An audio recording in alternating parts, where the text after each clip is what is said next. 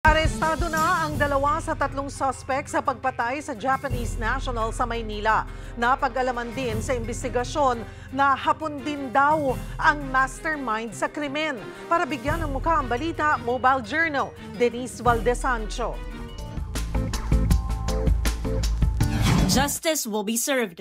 Yan ang paalala ni Manila Mayor Isko Moreno sa publiko kasabay ng robbery and shooting incident sa 2 Japanese nationals nitong Biyernes, August 15. 2 sa 3 suspect na aresto na sa investigasyon ng Manila Police.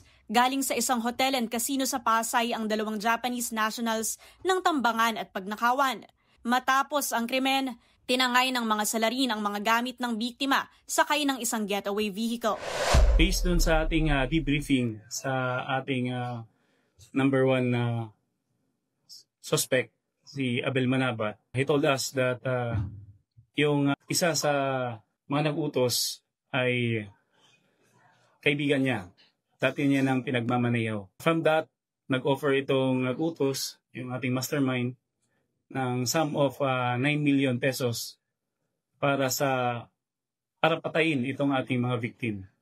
Naghanap ng kasama or mga cohorts si Abel. At kasama dito ang kanyang kapatid na si Albert Manabat.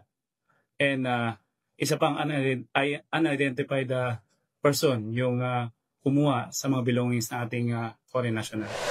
Revelasyon pa raw ng suspect, nasa Japan ang hinihinalang mastermind.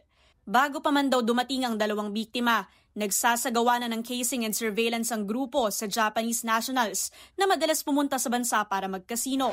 In-stock niya na may parating dyan na 2 Japanese nationals, sunduin mo, and then you plan out for the execution of these 2 Japanese nationals. So lagi niyang hinahire ito as driver. And then he stated na mayroong problema sa kanila. Siguro may onsehan sa grupo nila. Sa ngayon, patuloy ang investigasyon at inaalam kung may iba pang sangkot sa pagpatay sa 2 Japanese nationals. Nasampahan na rin ng kaso ang 2 suspect. Mobile Journal, Denise Valdesancho po, hatid ang mukha ng balita.